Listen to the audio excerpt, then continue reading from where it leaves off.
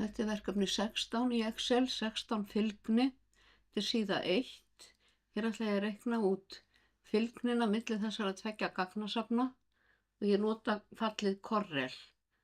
Ég fer hér í FX-hnappinn, ég er með Corel í listanum hjá mér, þið skrifið það hér á línuna ef þið eruð ekki með það og smellið síðan á Go.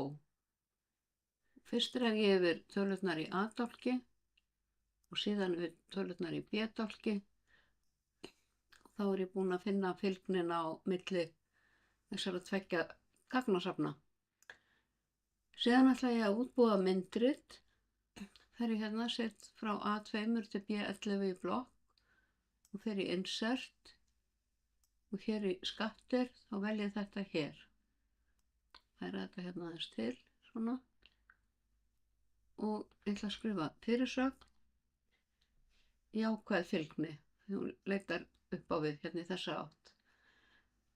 Síðan ætla ég að smetla á einhvern punkt á punktaritinu og ýta á hægri músahnapp hérna og segja Add Trendline og þá fæ ég svona leiknilínu eins og hún er þýdd á íslensku, Trendline, og þá opnast þessi gluggi hér, Trendline Options, og ég ætla að haka hér við Display Equation on Chart og reikna út sem sagt, setja jöfnuna neðst á myndritið og setja R² gildi líka.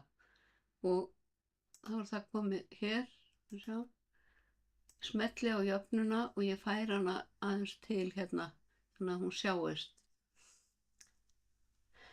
Nú ætla ég að breyta gildum á ásum. Hæsta gildi á vinstri ás á að vera 24, ekki 25. Þá smelli ég á ásinn, ég fer í Format, Format Selection og hér skrifa ég 24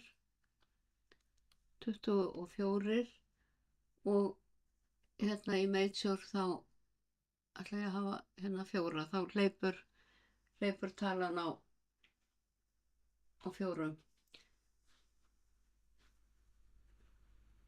Loka þessu, sjáu þið hérna 4, 8, 12 og svo framvegis. Síðan smelli ég hérna á neðri ásinn og ég ætla að fara í Format Selection og hér ætla ég að hafa hæsta gildi 11 og talan á að hlaupa á 1.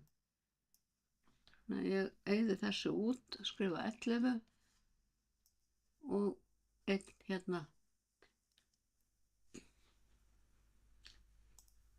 11 og 1 og OK. Og þá er þetta komið svona eins og sýnt er í bókinni. Og ég ætla að vista